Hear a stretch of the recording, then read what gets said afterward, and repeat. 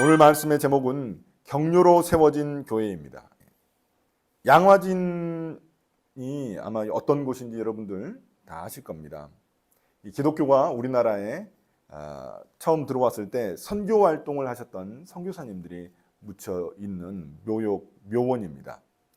그곳에 가면은 수많은 선교사님들의 비석이 있습니다. 그런데 그중 가장 많은 가족이 묻힌 선교사님이 있습니다. 바로 제임스 윌리엄 홀입니다. 사진 좀 뒤에 보시면 여기 있는데요. 이쪽이 제임스 윌리엄 홀인데 그는 캐나다에서 온 선교사이자 의사였습니다. 1891년 12월 우리나라에 와서 겨우 2년 11개월 선교 활동을 하고 35살의 젊은 나이로 양화진에 묻혔습니다. 그런데 거기서 끝나지 않았습니다. 그의 아내는 로제타 홀인데 여기 로제타 홀이죠. 아니요, 여기 이 사람입니다. 그 옆에는 아들이에요, 아들. 로제타 홀인데 이 로제타 홀도 역시 의사였습니다. 그녀는 결혼하자마자 2년도 채 안 돼 남편을 잃고 혼자가 되었지만 남편이 못다한 선교를 이어갔습니다. 그녀는 평양에 최초의 서양식 병원을 세워서 10개월에 2,500명의 환자를 돌보았습니다. 더 나아가 여자 의사들을 많이 길러냈습니다. 당시 우리나라 여성들이 이 남자 의사들에게 자신의 몸을 보이는 것을 굉장히 꺼려했거든요. 굉장히 수치로 여겼기 때문에 차라리 죽겠다고 말을 했기 때문에 여자 의사가 반드시 필요했습니다. 그래서 그중 그녀가 길러낸 로제타 홀이 길러낸 우리나라 최초의 여자 의사가 있습니다. 지난번에는 최초의 서양식 남자 의사 박서양을 소개했는데 이번에는 최초의 서양식 의사 여자입니다. 그녀의 이름은 김점동이고 나중에는 박에스더라는 이름으로 우리나라 최초의 여의사가 되었습니다. 로제타 홀은 장애인, 어린이 교육에도 힘을 쏟았습니다. 어린이 병원을 세우셨고 또 장애인들을 위해 점자교육과 청각장애인 학교도 세우셨습니다. 참 놀라운 사역을 하셨던 분입니다. 그런데 사실 로제타 홀 선교사님에게는 큰 시련들도 따라왔습니다. 그녀는 남편만 이 땅에 묻은 게 아닙니다. 남편이 죽을 때 임신 7개월 중이어서 딸이 또 하나 있었는데 아들이 하나 있었고 또 이제 딸이 있었어요.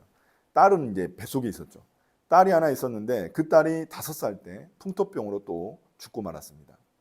남편이 남기고 간 사랑하는 딸까지 보냈기 때문에 얼마나 상심이 컸겠습니까? 그런데 거기서 또 끝이 아니었습니다. 그녀는 자신의 제자였던 박에스더를 미국 의대로 보내어가지고 그 사람을 지원하면서 서양의학을 더 배워오게 했습니다. 그리고 그녀는 이제 다시 귀국을 했죠. 다시 돌아와서 이 박에스더와 함께 로제타 홀 선교사님이 의료 사역을 계속 하셨습니다. 그런데 그 제자 역시 한국에 오자 10년 동안 함께 로제타 홀 선교사님과 사역하다가 결국 일찍 죽고 말았습니다. 사랑하는 남편도 보내고 딸도 보내고 제자도 보냈습니다. 이쯤 되면 실망감에 그냥 돌아갈 법한데 그렇지 않았습니다. 그녀의 선교는 계속되었고 선교사를 은퇴할 때까지 43년 동안 선교 사역을 감당했습니다. 이처럼 하나님은 사람을 통해 일하십니다. 오늘 말씀에도 아름다운 하나님의 사람들이 등장합니다. 오늘 말씀이 펼쳐지는 장소는 수리아 지방의 안디옥입니다. 여러분 저번에 수요일날 지도 보셨죠? 지도 보시면 수리아 안디옥이 있습니다. 예루살렘 위쪽으로 쭉 올라가면 있습니다. 그 당시 수리아 안디옥은 약 50만 명이 살고 있는 로마에서 세 번째로 큰 도시였습니다. 로마가 제일 크고 알렉산드리아, 그 다음에 이 안디옥이 큰 도시였습니다. 또 바다와 가까이 있다 보니 경제와 무역의 중심지였습니다. 돈이 굉장히 많이 도는 그런 도시였습니다. 그러나 우리가 주목할 것은 이 도시가 매우 종교적인 도시였다는 점입니다. 신들의 도시로 알려져 있었고 또 종교적 매춘도 일어나고 있던 곳입니다. 인간의 탐욕과 음란이 판치고 종교적인 제사로 인해 연기와 냄새가 뒤덮인 그런 도시입니다. 우리가 인도에 가면 바라나시라고 있는데 거기 가면 냄새 막 연기가 막 자욱한데 막 그런 도시 같은 거죠. 과연 이 도시에 복음이 들어가면 어떤 일이 일어날까요? 19절입니다. 세번역 성경에서는 19절 앞부분에 아무런 표현이 없습니다. 조사가 없는데 개역개정 성경에 보면은 그때라는 말이 들어 있습니다. 이 말은 오늘 이야기가 이전 앞에 있는 사건과 연결되어 있다는 그런 표시입니다. 앞의 사건은 베드로가 로마 군인인 이방인 고넬료에게 복음을 전한 장면입니다. 그래서 고넬료의 가정이 구원을 받았죠. 유대인에게만 복음이 전해졌는데 고넬료를 시작으로 이제 이방인에게도 복음이 전해지기 시작한 것입니다. 과연 베드로가 이방인에게 복음을 전한 이 일이 어떤 파급 효과를 일으켰을까요? 스데반 박해 사건이 등장한 것이 사도행전 6장입니다. 그 사건을 계기로 예루살렘에서 성도들을 향한 유대인의 심한 박해가 시작됐습니다. 그러자 예루살렘에 살던 성도들은 여러 지방으로 다시 흩어지게 됩니다. 예루살렘 교회에 큰 위기가 닥친 것입니다. 성도들은 박해를 피해 페니키아, 키프로스, 안디옥으로 이동합니다. 아마도 자신들이 태어난 곳이라든지 아니면 친척이나 지인들이 살고 있는 그런 지방으로 옮겨간 것 같습니다. 그들은 그곳에서도 복음을 전파합니다. 그들은 가는 곳마다 좋은 소식인 복음을 전하지 않을 수 없었습니다. 물론 그들은 박해를 피해 도망친 것이기 때문에 마음의 여유가 많지 않습니다. 오랫동안 살다가 예루살렘에서 옮겼기 때문에 마음의 여유가 별로 없죠. 그럼에도 불구하고 그들은 입을 벌려 그곳에 있는 유대인들에게 복음을 전파했습니다. 그러니까 그 당시에는 그들의 전도 대상은 유대인이었습니다. 그러다가 어느 날 베드로의 이야기를 들은 것입니다. 고넬료에게도 복음이 전파되고 그가 구원받았다는 소식을 들은 것입니다. 그러자 이제 안디옥에 옮겨온 그런 사람들이 헬라파 유대인들이 이방인들에게도 복음을 전파하기 시작했습니다.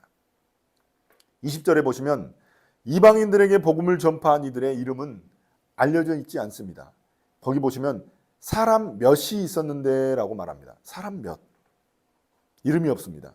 단지 키프로스 사람, 구레네 사람일 뿐입니다. 유명한 자들이 아니고 결국 평범한 사람이라는 것을 알 수 있습니다. 평범한 성도인 것입니다. 무명의 성도인 것입니다. 그런데 그들이 전도할 때 하나님의 손이 함께합니다. 하나님의 손이라는 것은 어떤 능력과 하나님의 통치를 의미하는 거죠. 이 손이 이 전도할 때 함께했다는 겁니다. 하나님의 개입이 그 전도할 때 일어났다는 의미입니다. 그들이 전도할 때 성령의 능력이 나타났던 것입니다. 치유 같은 어떤 기적일 수도 있고 또 사람의 마음을 감동케 하는 말과 행동일 수도 있습니다. 하나님의 손이 함께한 그들의 전도로 인해서 수많은 사람들이 예수님께 돌아옵니다. 그 결과 탄생한 교회가 바로 안디옥 교회입니다. 안디옥 교회는 사도행전에서 매우 중요한 교회입니다. 안디옥 교회는 바울이 여러분 수요일날 봤던 것처럼 1차, 2차, 3차 전도 여행을 할 때 항상 시작점이었던 바울과 바나바를 파송했던 그런 교회가 안디옥 교회입니다. 예루살렘 교회가 아니에요. 안디옥 교회입니다. 이 교회가 아니었다면 복음이 전 세계에 전파되는 데 있어서 굉장히 어려움이 있었을 것입니다. 사랑하는 성도 여러분, 예루살렘 교회는 박해를 받아 많은 성도들이 여러 곳으로 흩어질 수밖에 없었습니다. 엊그제까지 함께 예배드리고 기도하던 형제 자매의 얼굴을 볼 수 없게 됐으니 얼마나 큰 실망이 또 슬픔이 있었겠습니까? 그러나 그런 박해가 아니었다면 안디옥 교회는 탄생할 수 없었습니다. 이처럼 때론 우리가 살면서 우리 삶에도 좋은 일만 일어나는 것은 아닙니다. 그러나 우리의 믿음은 어떤 일일지라도 그 뒤에 하나님의 섭리가 숨어 있다는 것을 믿는 것입니다. 지금 당장은 하나님의 뜻을 깨닫지 못할 수도 있습니다. 그러나 우리가 믿음으로 반응하면 그 어떤 일도 결국 하나님이 영광 받으시는 순간으로 변할 수 있습니다. 이것이 하나님을 믿는 그리스도인들이 가져야 할 믿음의 태도입니다. 그러니까 나에게 일어나는 일에도 하나님의 섭리가 있다고 믿는 것입니다. 또한 여기서 잊지 말아야 할 것이 한 가지 더 있습니다. 바로 안디옥 교회의 탄생 배경에는 무명의 성도들이 있었다는 것입니다. 그들은 이름도 나오지 않는 평범한 성도들입니다. 바울, 바나바 이런 사람들은 다 이름이 있잖아요. 사도들은 이름이 있는데 이 사람들은 이름이 없습니다. 그러나 그들이 이방인들에게 담대히 복음을 선포했기 때문에 안디옥 교회가 탄생할 수 있었습니다. 때로 하나님은 이처럼 이름 없는 평범한 사람들을 통해 하나님의 놀라운 일을 행하시기도 하십니다. 그럼 이 안디옥 교회는 어떻게 성장했을까요? 22절입니다. 예루살렘 교회는 이방인들이 복음을 듣고 구원을 받았다고 하자 사람을 파송합니다.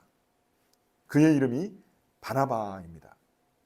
바나바는 위로의 아들, 격려의 아들이라는 의미입니다. 그는 안디옥에 와서 교회를 보고 너무 은혜가 넘치자 기쁨을 감추지 못합니다. 와서 보니까 유대인과 이방인들이 너무나 잘 신앙생활을 하고 있는 거예요. 같이 함께 섞여서 신앙생활을 하고 있으니까 이 기쁨이 넘치고 너무나 좋아했습니다. 신들의 제사가 넘쳐나는 그런 악취나는 도시에서 이 안디옥 교회 성도들의 신앙에는 그리스도의 향기가 났습니다.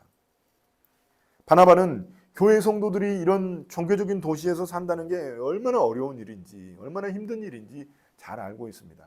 그래서 그 성도들 옆에서 그들을 격려하고 위로하고 세워주는 그런 역할을 감당했습니다. 그래서 예루살렘에서도 이 바나바를 보낸 것이죠. 박해와 유혹이 있더라도 흔들리지 않고 주님을 굳게 붙잡으라고 성도들을 격려한 사람이 바로 바나바입니다. 이런 바나바를 성경은 착한 사람, 성령과 믿음이 충만한 사람이라고 말합니다. 우리가 주목할 부분은 착한 사람입니다. 착한 사람. 성령과 믿음은 스데반이나 7 집사들에게도 붙은 그런 수식어입니다. 그런데 유독 바나바에게만 붙은 수식어가 있는데 바로 그게 착한 사람이라는 겁니다. 착한 사람. 요새는 뭐 젊은 친구들이 착한 사람이라고 하면 좀 약간 비꼬는 그런 말도 있는데 여기서 그런 의미가 아닙니다. 이 착한 사람이라는 표현은 굉장히 바나바에게만 붙어 있는 표현입니다. 그 이유가 무엇일까요? 저는 이 바나바가 무슨 뭐 엄청 뭐 순진한 사람 이런 말이 아니라 격려자였기 때문이라고 생각합니다.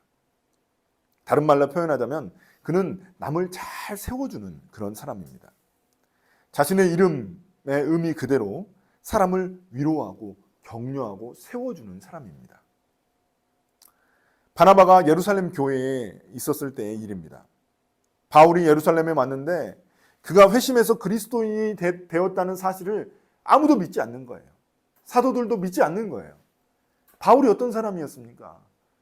그리스도인들을 잡아가지고 핍박하고 박해하고 죽였던 사람이 바울이지 않습니까? 그러니까 에이 바울이 변했다고? 그럴 리가 없어. 바울이 어떤 사람인데 이렇게 생각을 했던 거죠. 그때 이 바울을 변호해 준 사람이 있습니다. 바로 바나바입니다. 바나바가 보증을 서서 이 바울이 변했다는 사실을, 이 바울이 주님을 믿었다는 사실을 이렇게 옆에서 도와준 것입니다. 그가 믿어주고 바울을 세워주었습니다. 이로 인해서 바울은 예루살렘 교회 성도들에게 받아들여질 수 있었습니다. 바나바 같이 믿을 만한 사람이 보증해 주지 않았다면, 막 별로 믿을 만한 사람이 아닌 사람이 이렇게 보증했다면 별로 효과가 없었을 거예요. 그런데 이 바나바에 대한 소문이 굉장히 자자했기 때문에, 이 바나바가 어떤 사람입니까? 전에 이 예루살렘 교회에 자신의 재산을 바쳐서 이 성도들의 필요를 채웠던 그런 사람입니다. 그러니까 이 바나바가 이 바울을 보증했기 때문에 사도들도 성도들도 믿어줄 수 있었던 것입니다. 여기 안디옥 교회에서도 마찬가지입니다. 그는 성도들을 잘 격려하고 믿음으로 세워나갑니다. 거대한 도시인 안디옥에서의 삶이 결코 쉽지 않다는 것을 알기 때문에 사람들을 잘 세워준 사람이 바나바입니다. 이로 인해서 많은 사람들이 주님께 돌아옵니다. 또한 바나바는 자신이 이끌어가는 이 안디옥 교회에 바울을 불러옵니다. 바울을 다시 불러와요. 바울이 지금 있는 곳은 다소거든요. 자신의 고향 다소입니다. 그러니까 예루살렘에 핍박이 있어가지고 바울도 다시 자기 고향으로 돌아갑니다. 그래서 다소에 있었는데 그때 바나바가 안디옥 교회에 이제 점점 사람들이 많아지고 정말 자신이 이제 케어해야 될 사람들이 많아지니까 바울을 부르러 갑니다. 바울이 자신보다 훨씬 더 뛰어난 성경 교사인 걸 아는 겁니다. 바울은 구약 성경이 굉장히 능통한 사람이었거든요. 그래서 이 바울을 불러와야 되겠다고 생각을 한 것입니다. 바울이 살고 있는 다소와 이 바나바가 있는 안디옥까지의 거리는 219km입니다. 지금 이렇게 재보니까 219km입니다. 그러면 왔다 갔다 하는데 왕복 몇 킬로입니까? 440km입니다. 그 당시에 뭐 교통수단이 엄청나게 발달한 것도 아니고 그냥 걸어가야 되잖아요. 걸어가야 되는데 그 먼 거리를 이 바나바가 바울을 데리러 갔다는 겁니다. 그 중간에 또 높은 산이 있었거든요. 그 산을 건너가지고 이 바울을 데리러 간 겁니다. 뭐 편지 보내면 되는데 편지 안 보내고 직접 가가지고 바울을 데려오는 거예요. 이런 고생을 마다하지 않고 바나바는 바울을 데리러 갔다는 것입니다. 이처럼 바나바는 남을 세우기 위해 자신의 수고를 마다하지 않는 사람입니다. 탁월한 성경 교사인 바울을 데려와 함께 성도들을 신앙으로 반드시 세웁니다. 물론 이 계기를 통해서 바울 역시 지도자로 세워질 수 있게 된 것입니다. 이것이 성경이 그를 이 바나바를 유독 착한 사람이라고 언급하게 된 이유입니다. 교회가 성장하는 데 필요한 사람은 바로 이런 바나바와 같은 격려자입니다. 애써 자신의 수고를 아끼지 않으면서 다른 형제 자매를 세워주는 사람입니다. 이것이 빌립보서 2장 3절이 말하는 나보다 남을 더 낮게 여기라는 말의 의미입니다. 남의 가치를 소중히 여겨주는 태도를 의미하는 것입니다. 요즘 우리가 사는 세상은 치열하게 경쟁하고 끊임없이 서로를 비교하며 살아가는 세상입니다. 사회적으로 고립되고 외로운 사람들도 많은 세상입니다. 한마디로 우리를 많이 움츠러들게 하는 세상입니다. 기껏 격려라고 해봤자 카톡으로 응원 문자 보내거나 응원 그림 보내거나 아니면 인스타그램 같은데 좋아요 누르는 게 격려일 뿐입니다. 이런 세상 속에서 누군가를 격려하는 사람은 뻘밭의 진주처럼 빛나는 사람입니다. 그래서 이런 시대를 향한 교회의 사명이 있습니다. 바로 교회는 격려자를 길러내서 세상에 파송해야만 합니다. 물론 훌륭한 격려자가 된다는 것은 굉장히 힘든 일입니다. 내 시간과 돈, 에너지를 아끼지 않아야 하는 일입니다.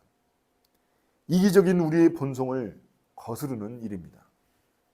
나를 죽이고 부인하는 과정이 수반되는 작업입니다. 그러나 그렇기 때문에 오히려 더욱 귀하고 가치 있는 일입니다. 죽어가는 세상에서 사람을 살리고 생명을 불어넣는 고귀한 하나님 나라의 사역입니다. 이제 격려자 바나바는 바울과 함께 안디옥 교회에서 1년 동안 성도들을 열심히 가르칩니다. 그러니까 성도들이 또 배운 대로 또 세상에서 안디옥이라는 그 도시에서 실천하는 거죠. 그들은 그 신들의 도시라고 알려져 있는 안디옥에서 예수님의 가르침을 따르는 그런 제자로 살아가게 됩니다. 악취나는 도시 속에서 그들은 예수 그리스도의 아름다운 향기를 내뿜는 사람들이 된 것입니다. 그러자 그 도시에서 성도들에게 붙인 별명이 생기게 되었습니다. 그 별명이 바로 그리스도인입니다. 그리스도인. 지금 우리에게는 이 말이 칭찬처럼 들리지만 그 당시에는 욕에 가까웠습니다.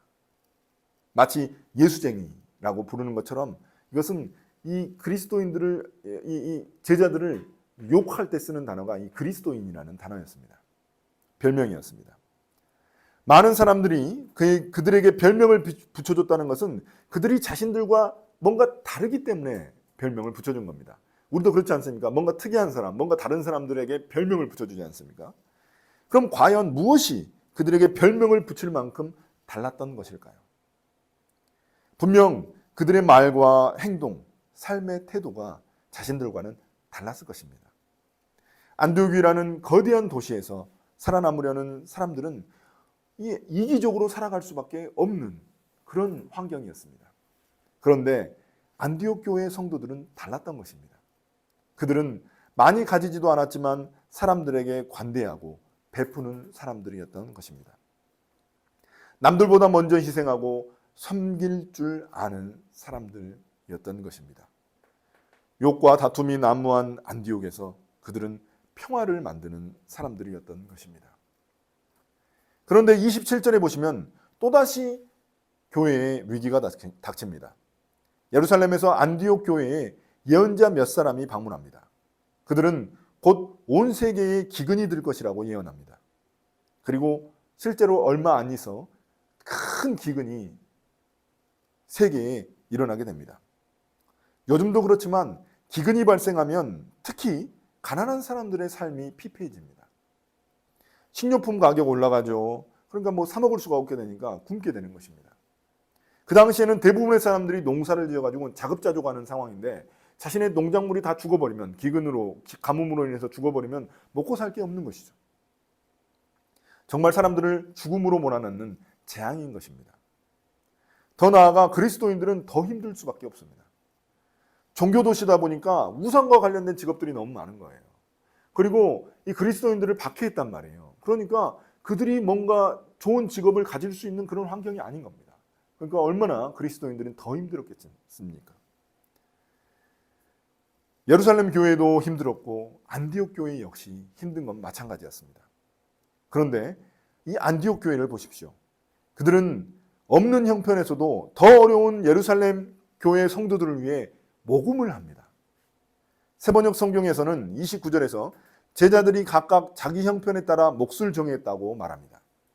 그러나 다른 성경을 보면 각각 있는 힘껏 풍성하게 보냈다고 말을 하고 있습니다. 있는 힘껏 풍성하게 보냈다.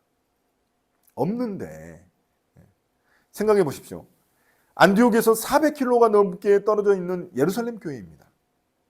자기들처럼 이방인 교회도 아니고 자신들을 부정하게 여기던 유대인들의 교회입니다. 그런데 그들을 위해 힘껏 모금운동을 한다는 게 쉬운 일이 아닙니다. 기근은 예루살렘에만 일어난 게 아니거든요. 안디옥에도 일어났거든요. 그런 힘든 상황인데 더 힘든 교회를 돕기로 한 것입니다. 그럼 예루살렘 교회는 안디옥 교회의 도움을 받고 어떤 마음이 들었을까요? 예수 그리스도 안에서 그들이 형제자매라는 것이 무슨 의미인지 깨닫는 계기가 되지 않았을까요? 자기들도 힘들 텐데 더 힘든 교회를 돕는 그들의 마음을 너무나 깨닫고 감동을 받았을 것입니다. 이제 안디옥 교회는 그냥 교회가 아니라 다른 교회를 세우는 교회가 된 것입니다. 그러니까 이제 나중에 세계적인 그런 선교사를 파송하는 교회가 된 것이죠. 안디옥 교회가 성장했다는 것은 그냥 성도 수가 불어났다는 것으로 끝난 게 아닙니다.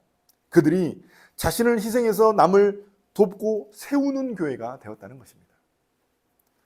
지도자인 바나바도 훌륭한 격려자, 이제는 성도들도 훌륭한 격려자가 된 것입니다. 우리의 신앙이 성장하고 있다는 것을 우리는 무엇으로 알 수 있습니까? 성경 지식이 많아지는 것, 전도하는 것, 예배와 기도, 묵상 열심히 하는 것, 물론 그것도 의미가 없는 것은 아닙니다. 그러나 진짜 중요한 증거는 우리의 삶의 변화에 있습니다. 얼마나 내 마음이 넓어졌느냐 하는 것입니다. 얼마나 내 마음이 넓어졌느냐. 좁디 좁은 이 이기적인 내 마음이 이제는 남을 돌아보고 품을 줄 아는 그런 넓은 사람이 되는 것입니다. 내 것을 희생하여 남을 세워줄 줄 아는 격려자로 변화되어 가는 것입니다. 이것이 우리가 성장했다는 증거죠. 그렇다면 지금 그리스도인인 우리의 모습은 어떻습니까?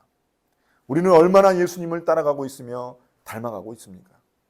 그리스도인이라는 말이 우리에게 얼마나 어울리는 말입니까? 사랑하는 형제자매 여러분, 처음에 말씀드린 로제타 홀 이야기는 아직 끝나지 않았습니다. 로제타 홀이 결혼한 첫 해에 낳은 아들 셔우드 홀이 있습니다.